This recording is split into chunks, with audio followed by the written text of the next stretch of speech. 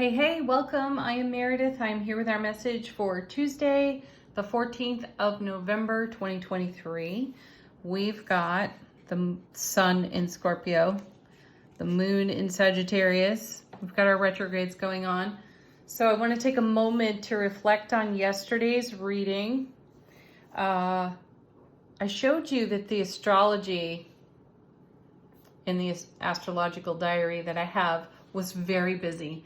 I am not an astrologist. It's not something that comes all that natural to me. So imagine my surprise when I learned that Mars is in Scorpio, the sun was in Scorpio, the moon was in Scorpio, and a new moon in Scorpio. And then there was an entanglement with Uranus of some sort, which made our energy atmosphere somewhat explosive. Now, I know I was tuning into some unusual energy in yesterday's reading, so it was really great how the universe blessed me with some info so that I could know a little bit more. I found a lady on Instagram. I think her Instagram channel is Astrology Dome.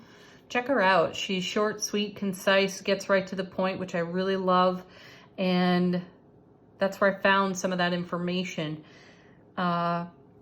I know we all have our preferences. I liked her delivery. Anyway, check her out if it's in your heart to do so. So today, let's get into today's message with Bonefire. You know we're tuning into the energy atmosphere. What's going on? Our first card is, Eight of Wands. A double Four of Wands. Super stable. You know, we started yesterday's reading with the Sun, the Ace of Cups, King of Wands. Great combination as we step into energies that really did require our attention so that we could maintain our pathway in love, bliss, joy, happiness on overflow off that ace. So we're starting today with the Eight of Wands, swift moving energy, incoming information. This is a great conversation with the Divine All. It's a channeling card for me. It's also a card about unity. It's how energies are woven together. And I see that profoundly in terms of considering this card as a double Four of Wands. Also, Four of Wands being one of the happiest cards in tarot, doubled on the 8. Perfect. Let's see where it's landing. Ooh, right in Justice. An opportunity for us to balance the scales of energy within our own self-relationship here. This is a card of mercy. Have mercy on yourself. Have mercy on the energy atmosphere. And my feeling here is that these two together are bringing the message of walk with compassion. That's what I hear as I look at these two. Walk with compassion. Meaning every aspect of your day, whatever you encounter, lead with your compassion. First and foremost for you. So this becomes your ripple effect. Next, we have, well, look at that, the Lovers. How gorgeous, and talk about more harmonization of energy. There's unity here. There's unity in the Eight of Wands. So blessed by it here in the Lovers card. And this is our divine feminine, divine masculine in a divine situation. You know, there's a divine union taking place coming out of the ether with this Eight of Wands. As I said, this is a card of communication. It's fiery, it's passionate, it's creative, it's inspiring. And in the Suit of Wands, you know, there's a whole lot of passionate expression of what's being integrated in the now. And I like that we have two cards of balance to go with it. Let's see what's next. We have the Ten of Pentacles, the Everything card, with Three of Wands. Isn't that a fabulous combination there? Because the Three of Wands is a great indicator of how we've put our seeds of thought, all the seeds that we've planted in the new moon energy that we had yesterday We're taking the overflow that we saw in yesterday's reading, we're planting those seeds of overflow to create more of a Ten of Pentacles life experience. This is all about our legacy of happiness. And in order to create that, we have to be in harmony in self-relationship. So we're receiving some information today about that, whether it's intuitive, whether it's channeled, whether it's through conversation or something that we overhear somewhere else. I'm feeling the nickel drop on an aspect of our spiritual journey that gives us great intuitive information for the now moment and the oncoming. Next we have Eight of Pentacles back. This was in yesterday's reading with, oh, look at that, the Four of Pentacles. So that's like having the Four of Pentacles 3 times over. Yesterday we were talking about this card. It did show up, and the Eight of Pentacles is a keep doing what you're doing because it works for you card.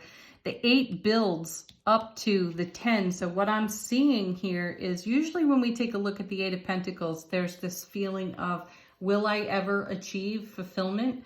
And instead, we've got the 10 coming first with the 3 of Wands, which shows a lot of fire, a lot of forward movement.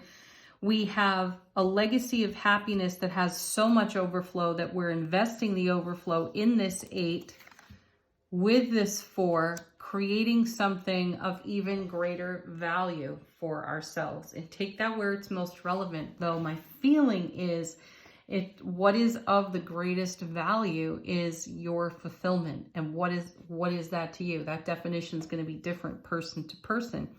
If you're not investing in it in a harmonized way, likely you haven't been receiving great results. Though my sense of it is that the transformative energies we saw in yesterday's reading with the Death card, the fact that the sun and the moon, the new moon, and Mars were all in Scorpio, and there was an explosive connection with Uranus, I have the sense that these cards here, Justice and Lovers, would be the dust settling out from the explosive energy that was on offer to us, which reveals more of our legacy of happiness and gives us the inspiration to keep going.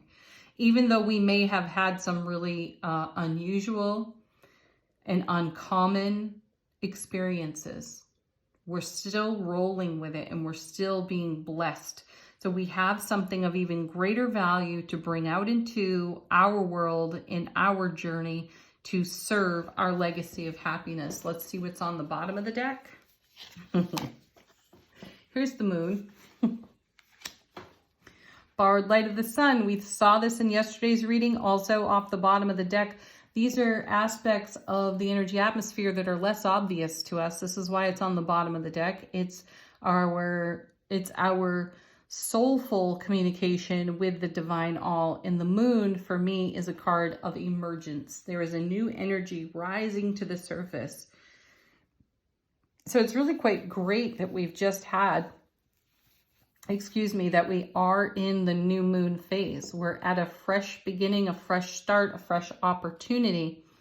And I feel from my guides that some of you are saying this sucks.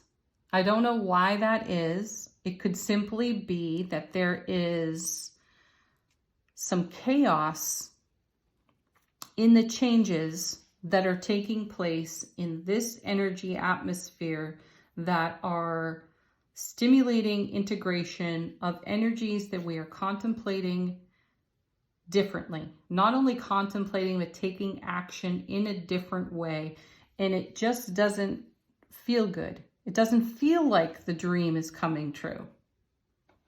So my sense of that is to get back or deeper into your own heart space and allow everything that is in evolution right now to roll through, roll in, show up on your foundation. You can sort it out at your leisure and in a way that makes sense to you, that brings harmony, mercy, balance, equilibrium to your foundation. Oh, nice, because look what's right after that. 10 of Cups. So we have the 10 of coins and the 10 of cups on the table. This is incredible fulfillment. Yesterday we had the 10 of swords. So it is a swift moving atmosphere. We saw the chariot yesterday. We have the 8 of wands today. So things are moving swiftly. The results may look questionable or dubious, yet the cards are saying hang in there. Then we have a magician. Yes, this is our magic. This is our magic come to life on our foundation. So it may look a little odd right now. Yeah, it definitely looks a little odd right now. Here's temperance, alchemy, change.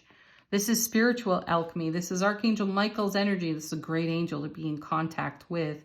Call Archangel Michael in for all of the details that are most important to you and whatever you're nurturing into being, especially as we witness the as above, so below. This is something taking shape. This is something taking form on our foundation. It does bring great happiness, great fulfillment, which is everything that we have prayed for. It just looks strange and may feel strange in the now. Yeah. And here's the devil. Look at all this major arcana, by the way. 1, 2. What's this one? 3, 4, 5, 6. This one being the devil. And after that is the hermit. That's incredible. So the hermit's holding up the lantern when it comes to the devil card. So the devil it's got a bookend of temperance and the hermit. So we're changing some deep old pattern that we have recognized or witnessed within ourselves. Perhaps we've witnessed a pattern with somebody else and we've called it out into the open and now it's being discussed. So the quest that beckons off the hermit is shining some light into the subconscious. No mistake that the moon is over here and all of this is in between. So we have the energy of the moon, which is allowing something to rise into our awareness. It's bringing a great blessing with it of the magical seeds that we have, of manifestation that we have planted. And then we have change. We have spiritual alchemy taking place. We have the hermit shining a light on the devil. These are the habits. These are the trends, the internal dialogue that goes on within our waking human consciousness, our ego awareness, and our soulful presence. And anything that is unlike this fulfillment is being looked at. We saw it with yesterday's reading. That was the brilliant clarity of the sun, the love, bliss, joy, happiness, overflow of the Ace of Cups. So those cards are tremendously rewarding, reassuring, powerful, an incredible blessing, though sometimes they stir the pot. And that's what we're seeing here beneath the deck, all to the fulfillment of the 10 of coins and the 10 of cups. So there's a lot of support energy here from the cards as you are in your journey and, you know, achieving some incredible results, though things are looking unusual. And that unusual is enough to stimulate the ego, which could be the pattern that has to be broken here. Whatever rises, take a look at that lovingly, compassionately. All right, let's move on to angel answers. If you have a question, put it to the deck. Looking for confirmation, do the same.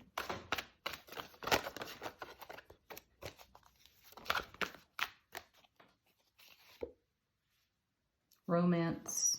I like this card a lot. I especially like to receive this card when we see the lovers in the reading, because this is us romancing our self-relationship and any relationship we have to what we are in manifestation with. There's the magic. Romance the heck out of whatever it is that you're bringing to life on your foundation. And we have It's Up to You in yesterday's reading out of Angel Answers. And this is all up to you. There's abundance here too, an abundance of opportunity for us. Blessings raining down on us. That's what I hear. Next.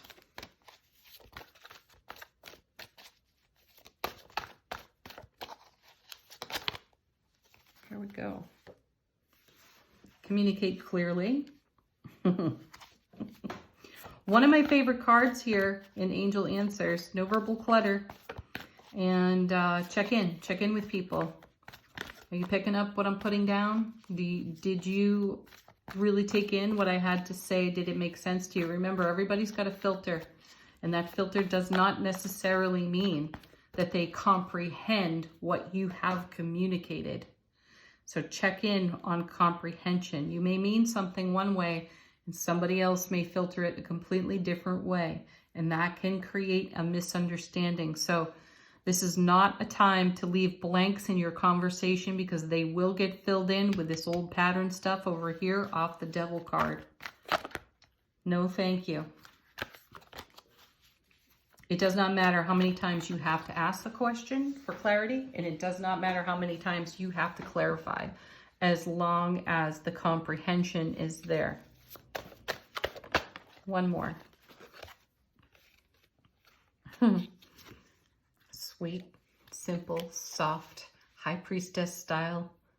Yes. Love that card. All right, final word on the reading from Shaman's Dream. How is our soulful presence informing our waking consciousness?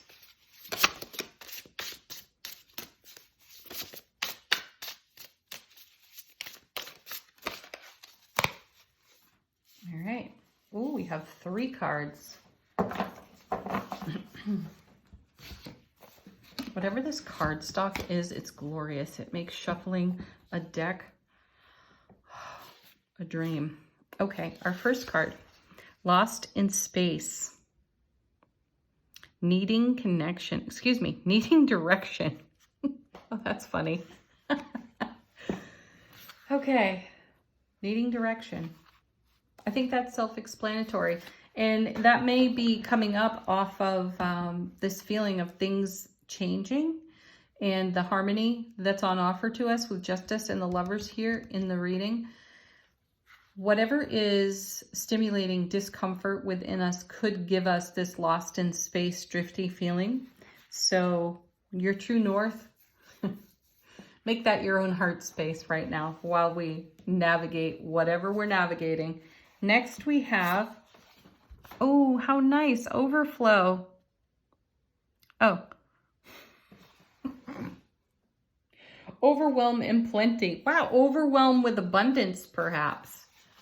That could be, you know, some of the strange energy that we are perceiving off the Ace of Cups from yesterday. It's a love, bliss, happiness overflow, though an overflow could be an overwhelm. It could be an overwhelm of abundance. What do we do? How do we sort out all of this happiness, joy, and fulfillment?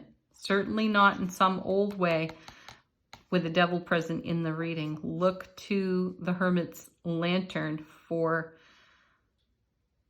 truth.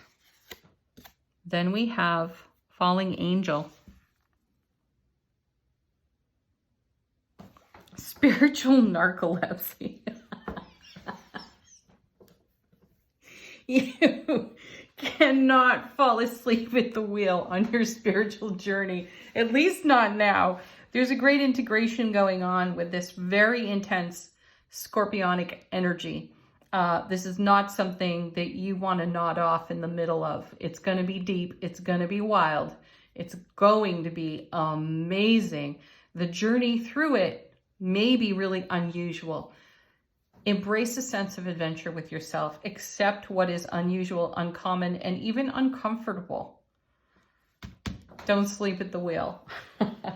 Have a beautiful Tuesday, everyone. Peace, love, happiness.